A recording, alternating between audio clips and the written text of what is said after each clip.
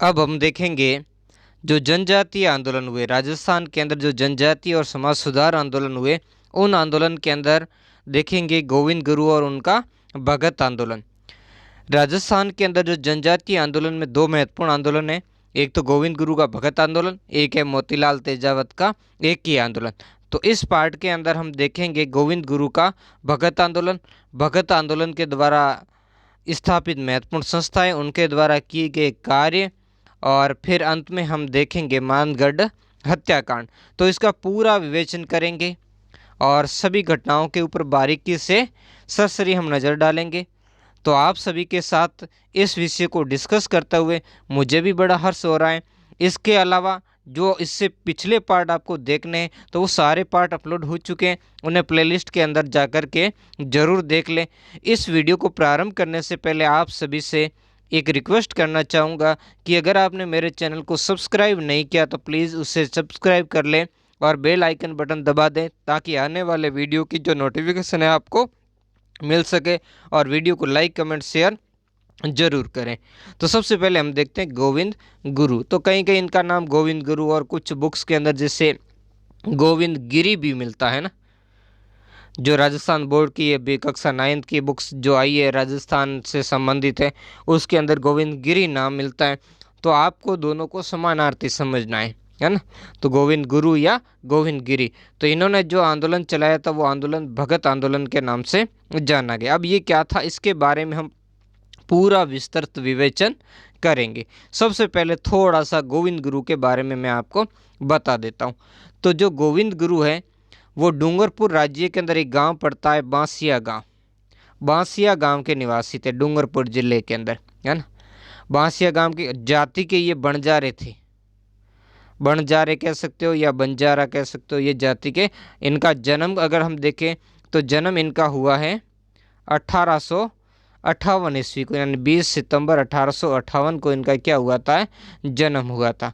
तो अब ये सारी बातें इनके जीवन से संबंधित आपको बता दी। अब इनकी मुख्य घटनाओं की तरफ हम क्या डालेंगे, दृष्टि डालेंगे। अगर इनकी मृत्यु देखनी है तो मृत्यु इनकी हुई थी 1920 के अंदर। कब हुई थी, 1920 में मृत्यु हुई थी। यानी इसका जीवन काल मैं यहाँ नोट करवा देता हूँ आपको, 1858 से लगाकर 1920 तक रहे थे। अब इनकी प्रमुख जो घटना है उन घटनाओं के ऊपर हम क्या डालेंगे, दृष्टि डालेंगे।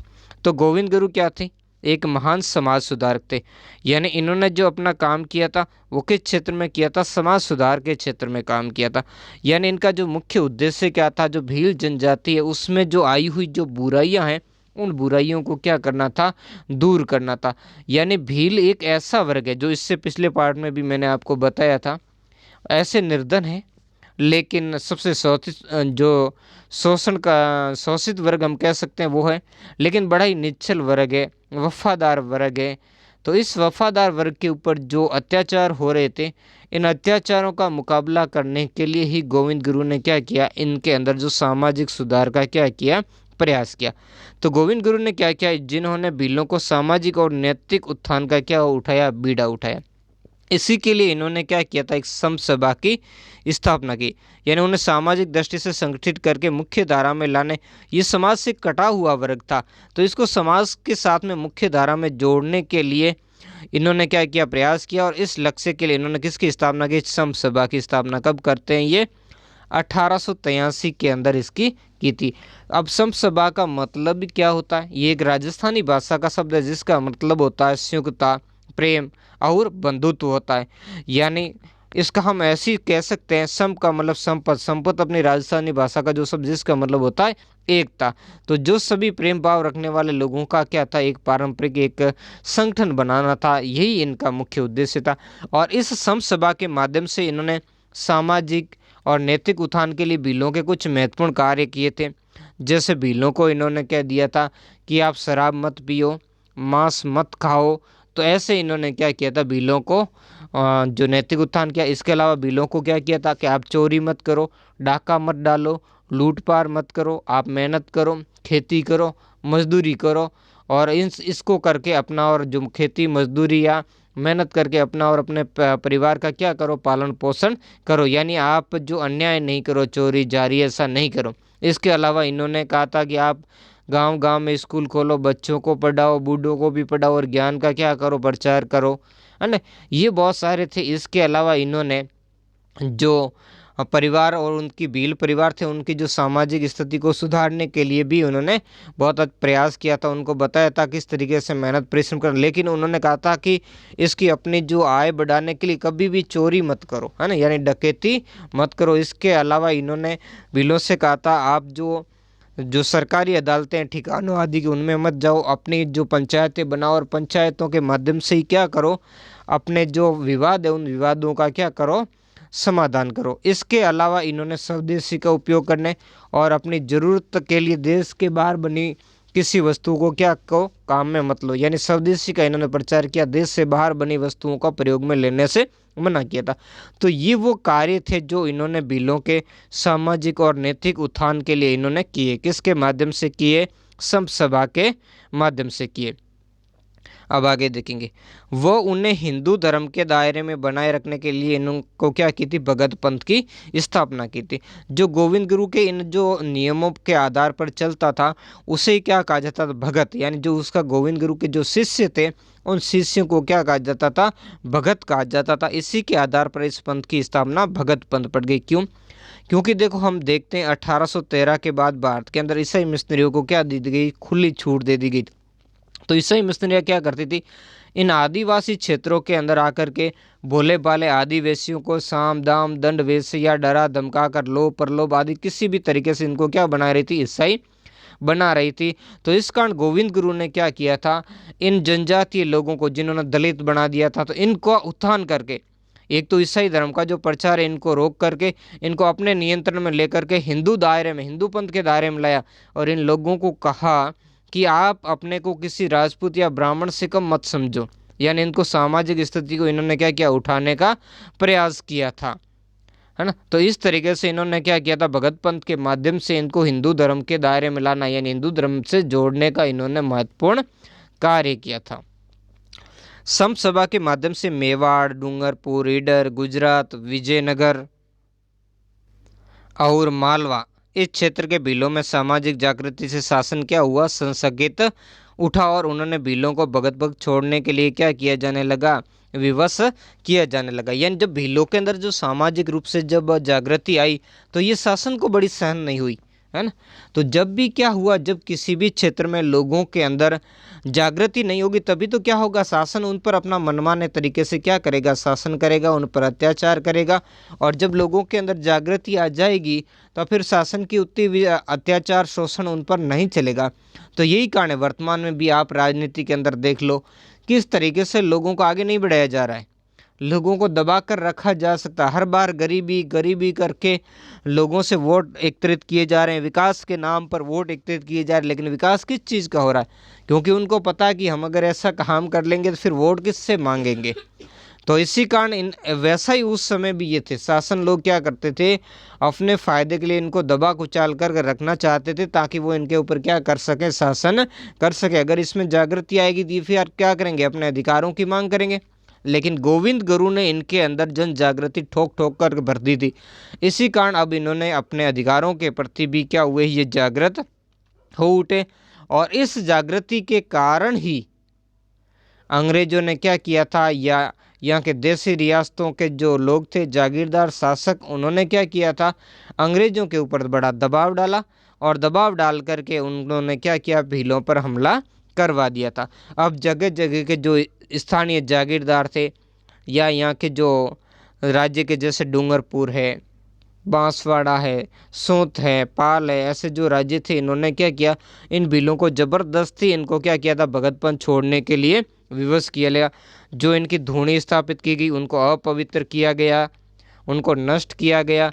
और जो शराब इनकी जो न पीने की शपथ थी, तो शराब इनको ज़बरदस्ती शराब पिलाई जाने लगी और इनके साथ में बड़ा मारपीट होती थी, अमानवीय बर्ताव करके इनको कैसे भी करके इन पर दबाव डाला जाता था कि वो भगत पंथ को क्या कर दें, छोड़ दें। ये सारा काम इस क्षेत्र के अंदर चल रहा था।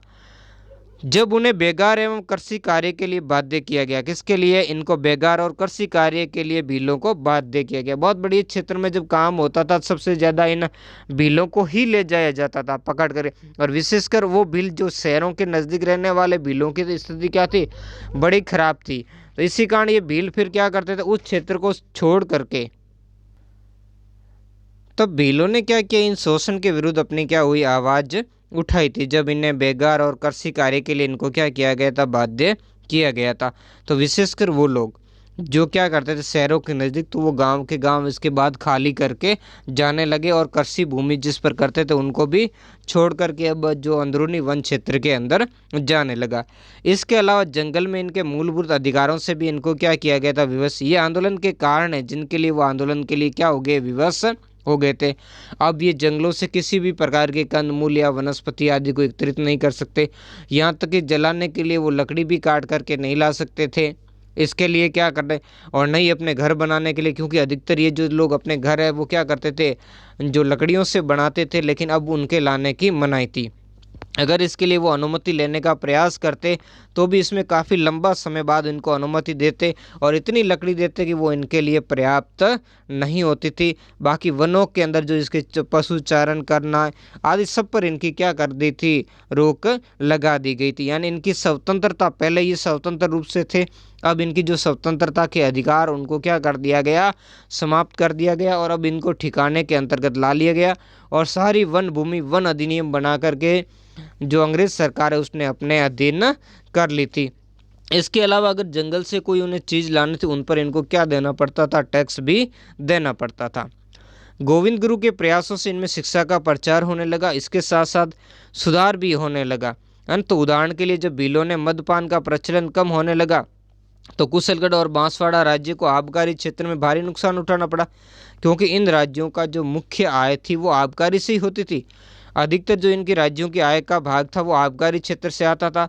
और ये कौन पीते थे, भील पीते थे। आज भी हम देखते हैं जब कोरोना काल चल रहा था तो सरकार से नेताओं ने भी सबसे बड़े शराब को खोलने की मांग की, क्योंकि अब ये जो जितनी गंदी चीज़ रखेंगे ना समाज के अंदर, तो उससे क्या होगा, उतने ही लोग बिगड़ेंगे, अपराध में वृद्धि होगी। तो सरकार को तो इससे क्या होती है, आय होती है। सरकार को रॉयल्टी टैक्स और इससे जुड़े हुए कितने सारे जो लोग होते हैं वो क्या करते हैं, दबाव डालते, दबाव डाल करके ऐसा काम करवाते। तो उस समय क्या था, भीलों का पहले अधिकार था, तो क्या था, वो महुए के पेड़ से क्या जो शराब बनाते थे, अब वो उन पर रोक लगा दी गई। इन शराब के ठेकेदारों के माध्यम से यहाँ के जो बांसवाड़ा कुशलगढ़ आदि जो देसी राज्य, इन्होंने रोक लगा दी कि अब जो ठेकेदारों के माध्यम से जो बनी शराब ही पिएंगे, यानी देसी शराब नहीं बना सकते। इसके अलावा महुए के पेड़ को ये बहुत पवित्र मानते थे, उनकी लकड़ी को ये अपने पास रखते, लेकिन इस पर भी अब क्या कर दिया, रोक लगा दिए। उसे नहीं काट सकते, उससे किसी प्रकार का संग्रह आदि नहीं कर सकते थे। तो जब गोविंद गुरु के कहने पर इन्होंने क्या किया, शराब ही पीना बंद कर दिया, तो इन राज्यों को बड़ा नुकसान हुआ। तो इन्होंने बड़ी क्रूरता पर उतर आए थे ये लोग, जबरदस्ती इन भगत जो थे भीलों के, जो इनको क्या करते थे, शराब पिलाते थे, और इनके जो शिष्यों को इस पंथ को छोड़ने के लिए विवश किया जाने लगा। यहाँ तक कि गोविंद गुरु को भी क्या कर दिया, यहाँ से जबरदस्ती इन्होंने बांसिया जो ग्राम छोड़ने के लिए मजबूर कर दिया था। अंग्रेजों ने सुधार और संगठन के पीछे भील राज्य की स्थापना की संभावना व्यक्त की थी। जो भीलों के अंदर इस सुधार हो रहे थे, सुधार से बड़े संशकित थे। तो इन्होंने भीलों पर एक आरोप लगाते हैं कि भील क्या करना चाहते, भील तो क्या कर रहे थे, दमन है, शोषण है, अत्याचार है, उस अन्याय का मुकाबला कर रहे थे। तो अन्याय का जो मुकाबला करने के लिए, और इसके अलावा एक अपना जो ये वार्षिक अधिवेशन है, जो संत सभा का एक जो वार्षिक अधिवेशन होता है वो हर साल क्या करते थे, मनाते थे। तो इसके कारण ये जो मानगढ़ की जो पहाड़ी है, उस पहाड़ी पर हमेशा ये अधिवेशन चलाया करते थे। लेकिन इसी को, इनके एकटे होने और एकत्रित होने को ही अंग्रेजों ने क्या दे दिया, अंग्रेजों ने दे दिया कि ये भील राज्य स्थापित करना चाहते हैं। हालांकि गोविंद गुरु के थोड़ा बहुत इसमें ये था भी, लेकिन उन्होंने पत्रों के अंदर स्पष्ट कहा था कि उनका उद्देश्य कभी भी ऐसा नहीं कि वो भील राज्य की स्थापना करना चाहते हैं। लेकिन फिर भी इनके ऊपर क्या लगाया गया, ये आरोप लगाया कि ये क्या करते हैं, भील राज्य की स्थापना करना चाहते हैं। और डूंगरपुर, बांसवाड़ा आदि क्षेत्र के जो शासक थे, इन्होंने क्या किया, बड़ी ज़बरदस्ती अंग्रेजों पर क्या डाला, दबाव डाला, और दबाव डाल करके इनके माध्यम से क्या करवा दिया, वो अत्याचार करवा दिया जिसका अभी हम वर्णन करेंगे। तो अप्रैल 1913 में डूंगरपुर राज्य द्वारा पहले गोविंद गुरु को क्या किया गया, गिरफ्तार किया गया, लेकिन बाद में भीलों के बढ़ते दबाव के कारण इनको क्या कर दिया, रिहा कर दिया गया। तो रिहा करने के बाद में क्या हुआ, गोविंद गुरु अपने साथियों के साथ ईडर राज्य के मानगढ़ पहाड़ी पर चले गए, जो बांसवाड़ा और सत राज्य की सीमा के ऊपर स्थित है, वहां पर चले गए। क्योंकि गोविंद गुरु को बड़ा प्रताड़ित किया गया था इन इलाकों के अंदर, तो गोविंद गुरु को बाद में अपने इनके राज्य से निकाल दिया गया। तो गोविंद गुरु को जब इनके राज्य से निकाला तो अपने जो सुरक्षित ठिकाने की तलाश में ये पहले इधर उधर घूम चुके थे, लेकिन जहाँ भी जाते थे वहाँ के सामने जो शासक थे इनके विरुद्ध थे, अपने राज्य से इनको निकल जाने को कहते थे, या इनके साथ में बड़ा क्या करते थे, बुरा बर्ताव करते थे। तो इसके कारण गोविंद गुरु क्या थे, यहाँ से चल करके फिर मानगढ़ की पहाड़ी पर आ गए थे। और हमेशा ऐसा आज से नहीं है, 1903 से ऐसा क्या कर रहे थे, अपना इस पर सम्मेलन आयोजित कर रहे थे। यानी इसका जो संत सभा का जो प्रथम अधिवेशन है मानगढ़ की जो पहाड़ी, उस पर 1903 के अंदर आयोजित किया गया था। उसके बाद ये प्रतिवर्ष इस तरीके का क्या करते थे, अधिवेशन यहाँ पर आयोजित करते थे। तो इस बार भी अब जो समय चल रहा है, इस समय भी इन्होंने क्या किया था, जो हर वर्ष इनका आश्विन शुक्ल पूर्णिमा को होने वाला जो संत सभा का अधिवेशन, वो इस बार भी इन्होंने क्या किया था, यहाँ पर आयोजित किया था। अब इसी को लेकर के भील लोग यहाँ पर क्या हुए थे, एकत्रित हुए थे। लेकिन अब अंग्रेजों ने तो वहाँ क्या कर दिया, चल कर के लाशें ही बिछा दी थी भीलों की, और कैसे बिछे इसके बारे में अभी अध्ययन करेंगे, है ना। तो हम देखेंगे कि इधर यहाँ के जो राजा और सामंत जो डूंगरपुर, बांसवाड़ा, सूत आदि के थे, वो शक्तिहीन थे, उनके पास इतनी नहीं थी, लेकिन उन्होंने अंग्रेजों को भड़काकर भीलों का क्या करवा दिया, कत्ले आम करवा दिया। अब देखते हैं आगे। अक्टूबर 1913 ईस्वी में उन्होंने क्या किया था, अक्टूबर 1913 ईस्वी में उन्होंने क्या किया था, जो क्या किया था, कौन सा राज्य, यहाँ से ध्यान से सुन लेना, इस राज्य को आपको ध्यान रखना। किसने, गोविंद गुरु ने क्या किया था, अक्टूबर 1913 में गोविंद गुरु ने अपने संदेश द्वारा भीलों को मानगढ़ पहाड़ी पर एकत्रित होने के लिए कहा था। जब गोविंद गुरु को कहीं नहीं टिकने दिया गया, विभिन्न राज्यों ने उनके जो शिष्य थे उनको प्रताड़ित किया गया, तब गोविंद गुरु यहाँ आ गए थे इस पहाड़ी पर, और वहाँ अपना धूना वगैरह स्थापित करके अपने शिष्यों से कह दिया था, संदेश भेजा था कि वो मानगढ़ की पहाड़ी पर आ जाएं, और वहाँ पर हम क्या करेंगे, अपना धूना जमाएंगे, और वहाँ पर जो भी अपना जो धार्मिक कार्यक्रम है उस कार्यक्रम को क्या करेंगे, ये संपन्न करेंगे। तो उसके इस तरीके के संदेश के कारण भील बड़ी संख्या में यहाँ एकत्रित होने लगे। यानी भीड़ भारी संख्या में हथियार लेकर के, हथियार, राशन पानी आदि लेकर के इसके ऊपर एकत्रित हो गए थे, है ना।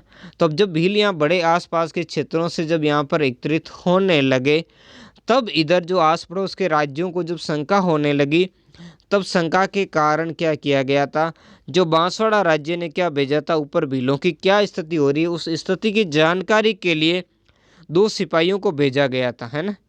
तो 2 सिपाहियों को भेजा गया था। जब ऊपर गए थे तो भीलों ने इनके साथ में क्या कर ली थी, मारपीट कर दी थी, जिसमें से कहा जाता है एक सिपाही मारा गया, और दूसरा जो नीचे आया था उसने फिर बहुत ही बड़ा चढ़ा करके क्या किया, उस शासक को, बांसवाड़ा के शासक को क्या किया, उकसाया, और उसने ये रिपोर्ट किसको भेजी थी, अंग्रेजों को भेजी थी।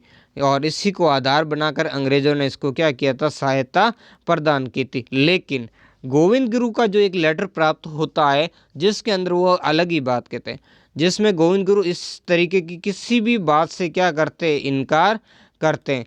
वो कहते हैं कि हमारे ऊपर ऐसा झूठा आरोप लगाया गया, जबकि हम ऐसा हमने किसी को नहीं मारा है, नहीं किसी पुलिस वाले को मारा, नहीं हमने क्या किया, किसी के साथ में झगड़ा किया। इसके अलावा ये कहते हैं कि इन्होंने सूत के किले पर भी क्या किया था, हमला किया था। हालांकि ये हमला भीलों का असफल हो गया था, लेकिन गोविंद गुरु क्या करते हैं, इन सारी बातों को क्या कर लेते हैं, इनकार कर देते हैं कि भाई ऐसा कुछ नहीं किया, ये सिर्फ हमें फंसाने के लिए किया गया है ना। ये क्या किया गया है, सिर्फ और सिर्फ हमें फंसाने के लिए किया जा रहा है, और ये क्या है, झूठ है। लेकिन इस झूठ की तरफ किसी ने भी ध्यान नहीं दिया था। लेकिन कहा जाता है कि जब सिपाहियों को पीटा गया, सूत के किले पर आक्रमण किया गया, तो इस कार्रवाई से सूत, बांसवाड़ा, ईडर और डूंगरपुर राज्यों को क्या कर दिया, अशोक ने इन्हें सतर्क कर दिया। ये सतर्क हो गए थे इन भीलों की कार्रवाई के, और लगातार इन्होंने अंग्रेजों पर क्या डाला, दबाव डाला कि वो भीलों के विरुद्ध क्या करें, कार्रवाई करें। हालांकि जो यहाँ का अंग्रेज उस समय का अधिकारी था, उसका जो सहानुभूति इनके प्रति थी, उन्होंने कहा था कि भीलों की ऐसी कोई बात ही नहीं है ना। तो वो पहले इस तरीके से क्या हो जाना चाहते थे, निश्चित हो जाना चाहते थे। लेकिन इनके दबाव के कारण बाद में क्या करना पड़ा, इनको भी राजस्थान का जो एजीजी के बाद में बात पहुंची, और राजस्थान के एजीजी की स्वीकृति मिलने के बाद 6 से 10 नवंबर 1913 के बीच में, है ना, कब, 6 से, ये ध्यान रखना, 6 से 10 नवंबर 1913 के बीच में। और मेवाड़ भील कोर यानी जो मेवाड़ भील कोर कहाँ थी, जो खेरवाड़ा की सावनी थी, वहाँ जो एजीजी का क्या आया था, आदेश आया था। क्या आदेश आया था इसके पास में कि गोविंद गुरु को गिरफ्तार करें और एकत्रित एवं हथियारों से संगठित भीलों को क्या कर दे, वो तितर बितर कर दे। और इसके लिए बड़ौदा, गोधरा और अहमदाबाद से मशीन गजे और वहाँ से क्या बुलाई गई, फौज को यहाँ पर बुलाया गया था, जिसमें ये तो कंपनियाँ थी दो, इसके अलावा 104 वेलेजली राइफल की एक कंपनी, इसके अलावा जो राजपूत रेजिमेंट की एक कंपनी और जाट जो रेजिमेंट है उसकी भी एक कंपनी मानगढ़ की पहाड़ी पर पहुंच गई थी। अब वो यहाँ पर दिल दहलाने वाली जो घटनाक्रम होती है, ये बड़ी भयंकर होती है। और इस घटनाक्रम के अंदर क्या होता है, इसके बारे में आपको अभी परिचित करवाया जाएगा। अब बात होती है कार्रवाई की, ये है 17 नवंबर की, ठीक है। सेना आती है 6 से 10 नवंबर 1913, 17 नवंबर 1913। हालांकि इसके समय दोनों के बीच में बातचीत भी इससे पहले चलती है, जिसमें अंग्रेज सेना के जो अधिकारी होते हैं वो भी इनको समझाते हैं गोविंद गुरु को कि आप क्या करो, इस पहाड़ी को खाली कर दो, यानी आप तितर बितर हो जाओ। लेकिन गोविंद गुरु और ये कहते हैं कि अगर हम यहाँ से तितर बितर हो जाएंगे तो ये राज्य हमारे क्या है, हमारे शिष्यों के साथ बड़ाई क्या करेंगे, आतंकित व्यवहार करेंगे। तो आप पहले हमें लिखित दे दो हमारे साथ समझौता करके कि ये इन हमारे शिष्यों को क्या करेंगे, कोई परेशान नहीं करेंगे, इनको जो ज़बरदस्ती शराब पिलाते हैं, इनकी धोनियों को नष्ट करते हैं और इनके साथ अत्याचार करते हैं, इनको घरों को जला देते, वो नहीं करें। तो इनमें दोनों में समस्या है, दोनों ही पहले चाहते थे, अंग्रेज और ये पहले चाहते थे कि ये पहले मानगढ़ की पहाड़ी खाली करके चले जाए, जबकि गोविंद गुरु और भील चाहते थे कि अंग्रेज पहले वो उनका समझौता स्वीकार कर ले और उस पर क्या दे दे, स्वीकृति दे दे। लेकिन जब ये बात नहीं बनी तो क्या हुआ, 17 नवंबर 1913 को अंग्रेजी फौजों ने क्या कर दिया, मानगढ़ की पहाड़ी पर क्या कर दिया, आक्रमण कर दिया। अब देखो होता क्या है, जो मानगढ़ की जो पहाड़ी होती है, उसकी पहाड़ी के सामने एक और दूसरी पहाड़ी होती है ना, उसके सामने एक दूसरी पहाड़ी जिस पर जो ये बड़ौदा आदि से क्या मंगवाई गई थी, जो तोहफे मंगवाई गई थी, मशीन गजे तो वहाँ इन्होंने तैनात कर रखी थी, और वहीं उस पहाड़ी से गोले बारूद दागते रहे थे और इसके द्वारा बड़ी संख्या के अंदर भील मारे गए। एक तरफ तो दूसरी सामने की पहाड़ी से जो तोहफों से गोला बारूद दागे जा रहे हैं, मशीन गजों से गोलियां चलाई जा रही है, दूसरी पहाड़ी के जो नीचे अंग्रेज फौज जो तैनात थी वो पहाड़ी को घेरते हुए ऊपर को आती, यानी चारों तरफ से, यानी कहीं भी आसमान भी इनके लिए खुला नहीं था, सब तरीके से इनको घेरते हुए ये ऊपर पहुंचे। इसने भी अंधाधुंध गोलियां चला दी। अब क्या हुआ, बिलों में बड़ी भगदड़ मची और इसमें कहा जाता है कि सरकारी आंकड़ों के अनुसार इस कार्रवाई में कितने भील मारे गए, 1500 भील इसके अंदर मारे गए थे, यानी बड़ी संख्या। ये तो सरकारी आंकड़ा, बाकी वास्तविक संख्या इससे कहीं अधिक थी और इससे लगभग कह सकते हैं 7 से 8 गुना ज़्यादा लोग क्या हुए थे, घायल हुए थे और काफ़ी सारे लोगों को इसमें बंदी भी बनाया गया था। इस नरसंहार को कई इतिहासकारों ने क्या किया है, जलियांवाला बाग हत्याकांड से भी अधिक विभत्स बताया, यानी अधिक क्रूर बताया, इससे अधिक घृणित भी कह सकते हैं इसको बताया। ये है वो एक तरफ मोतीलाल, इस साइड में जो है ये है गोविंद गुरु। अब देखते हैं इसका जो अंतिम कुछ लाइनें हैं उन लाइनों के बारे में। इस प्रकार भगत आंदोलन निर्ममतापूर्ण तरीके से क्या कर दिया, दमन कर दिया। यहाँ पर तो गोविंद गुरु ने बाद में, गोविंद गुरु और उनका जो मुख्य सहयोगी था जो पूंजिया धीरजी आदि, उन्होंने क्या कर दिया था, आत्म समर्पण कर दिया था। और भी बड़ी संख्या में भीलों ने जो शेष रहे थे उन्होंने क्या कर दिया, आत्म समर्पण कर दिया था, है ना। तो ये बात जब भीलों के क्षेत्रों में पहुंची, है ना, तो उनमें भी बड़ी निराशा हुई। इसके अलावा कहा जाता है 900 लोगों को गिरफ्तार कर उन पर क्या चलाया गया, मुकदमा चला गया। इसके अलावा अहमदाबाद, बड़ौदा, खेरवाड़ा और उदयपुर से जो सेना इनको घेरने के लिए लौटती हुई, उन सेनाओं ने क्या किया, बड़ी संख्या के अंदर भीलों के जो क्षेत्र थे उनको जला दिया, उनके भीलों की पालें थी उनको जला दी। बड़ी संख्या में भीलों आतंकित किया था, गोलियां चला कर और निर्दयतापूर्ण तरीके से उनकी हत्या करते हुए गए थे। तो इस तरीके से बड़ी निर्ममतापूर्ण तरीके से इन्होंने क्या कर दिया था, इस भील आंदोलन को इन्होंने कुचल दिया था। अब कुचलने के बाद में भील आंदोलन तो कुचल दिया गया, लेकिन फिर क्या हुआ, इन जो गोविंद गुरु पर क्या चलाया गया, केस चलाया गया, और केस के अंदर इनको क्या थी, फांसी की सज़ा हुई थी।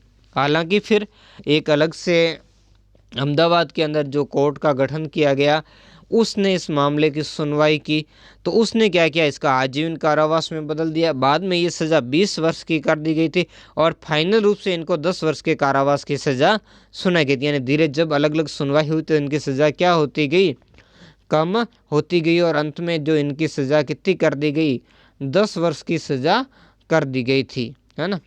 तो ये जो 10 वर्ष की सज़ा की गई थी, ये भी बाद में 10 वर्ष की सज़ा भोगने के बाद इनको क्या कर दिया गया था, छोड़ दिया गया। अब ये तो स्पष्ट है कि भीलों की कोई महती राजनीतिक महत्वाकांक्षा नहीं थी, जैसे कि अंग्रेजों और उस समय के वहाँ के तत्कालीन जो राजपूत राज्य, उन्होंने कही थी कि भील क्या करना चाहते हैं, जो भील राज्य की स्थापना करना चाहते। तो ये तो बात इनकी बड़ी झूठी निकली, क्योंकि गोविंद गुरु ने भी अपने जो लेटर लिखे अंग्रेजों के साथ, उसमें भी बताया कि उनका ऐसा कोई अंदेशा नहीं। ये तो सिर्फ भीलों के अंदर क्या करते थे, सामाजिक सुधार करना चाहते थे, और सामाजिक सुधार करके भीलों में सामाजिक एकता, उनमें जो बुराइयां थी उनका नैतिक उत्थान करके सामाजिक एकता, उनमें शिक्षा का प्रचार, ये भी शासकों के लिए चुनौती बन गई उस समय की। आज भी हम देखते हैं वर्तमान समय के अंदर शासन सत्ता इसी प्रकार की बनी हुई है, और इसी प्रकार समस्याएं जड़ की तह तक बनी हुई है, उसको दूर करने का प्रयास नहीं करती, क्योंकि सत्ता का फायदा इसी में होता है कि लोग जागरूक नहीं रहे हैं, उनमें सामाजिक एकता नहीं है, वो बंटे रहें, ताकि वो आराम से अपना शासन उन पर क्या करते रहें। गोविंद गुरु अहिंसा के पक्षधर थे, और उसके जो पत्र उनमें भी दिखती है कि उन्होंने हमेशा अहिंसा की बात की। उन्होंने हमेशा आध्यात्मिक, कि मैं यहाँ सिर्फ मानगढ़ पहाड़ी पर हम सिर्फ आध्यात्मिकता के लिए एकत्रित हुए, और हमारा विश्वास है कि हम भक्ति के द्वारा गुरु के सानिध्य में रहकर के ही मोक्ष प्राप्त कर सकते हैं, तो इसलिए हम हमारा धार्मिक अनुष्ठान कर रहे हैं, बाकी हमारी कोई महती आवश्यकता नहीं है। इसके अलावा उनकी जो शांत ध्वजा थी, जिसे निशान कहते हैं, वो भी इस शांति का ही प्रतीक थी। इस आंदोलन के परिणाम बड़े दूरगामी हुए। ये तो हो गया, इसका दमन कर दिया, लेकिन इस आंदोलन के परिणाम बड़े दूरगामी सिद्ध हुए थे, जिससे क्या हुआ, भीलों के साथ साथ समाज के दूसरे वर्गों में भी चेतना हुई कि किस तरीके से जो अंग्रेजों ने अत्याचार किया, उस अत्याचार के विरुद्ध दूसरे लोगों में संगठित होने लगे। और आगे चल कर के जो यहाँ पर फिर किसान आंदोलन वगैरह चल रहे होते, उसमें भी इससे महत्वपूर्ण जो जागृति फैली थी, और स्वतंत्रता आंदोलन में भी बाद में चल करके इसका महत्वपूर्ण योगदान होता है। तो आज के पार्ट में हम इतना ही देखेंगे, नेक्स्ट पार्ट में हम देखेंगे मोतीलाल तेजावत और एक ही आंदोलन के रूप में। धन्यवाद।